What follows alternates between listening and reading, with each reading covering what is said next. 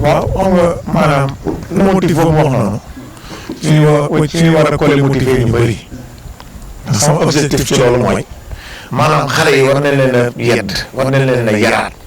ndax bu dul dara xëy na amaana boo ko waxee sax ñu ne xale amatul mais xale yi nga am ba tey am na ñoo xam seen xel moo dul màcc gis nga mag bu bëggut a nekk mag bu ñëw di ko woy nag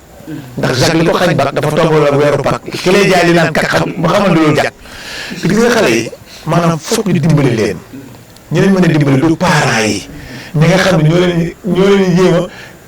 maanaam dévier ñoo war a dimbali xale yi tey bu xale yi dikkee ci yow mu leen ne kii gone la mu leen ne am nga loo bëgg a sàkku ci moom après mën nga koo lor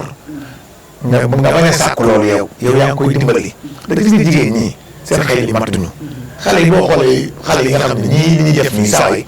bu ñu sóoral la leen tey fekk duñ ko def am na ci ñu am fit nag ñoo xam ne da nga leen teg xale fekk duñ gone li leen gis xale naan kii xale la fekk moo makka ko jur makka ko jur ak ñeneen ak ñeneen léegi nag ñun ñoo la war a dimbali surtout góor ñoo war a dimbali xale yi jigéen ñi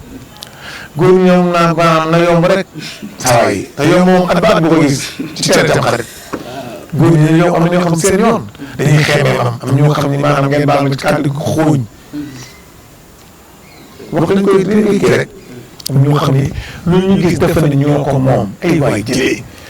boo bëggee takkal ñeent may nañ la ko am nga droit takk ñeent mais xale boo gis rek bëgg caa cofu paañ sa waay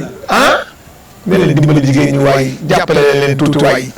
xale jigéen yéen ngeen xam seen bopp xam fi ngeen bokk nit day xam fu mu bokk ngeen am fu la am fayda tax leen seen jigéen benn ballant bu ko tiré perte na bu fekkee 1 2 3 nga ni sa waay ba bu tàng baa ngi mos doole gars yi dañu naan dugub laaj fëriñ laaj ba day moom dama lay wax yem leen